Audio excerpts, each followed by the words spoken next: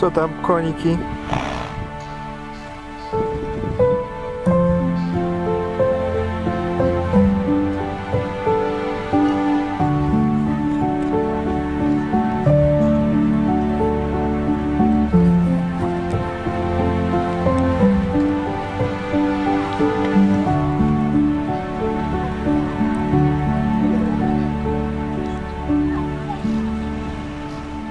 Dobra, ale ty jesteś wysoki.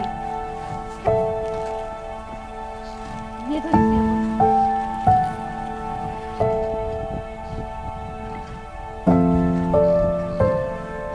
Tak, coś ty zrobił. Co zrobił? Panowie, czy to można zjeść?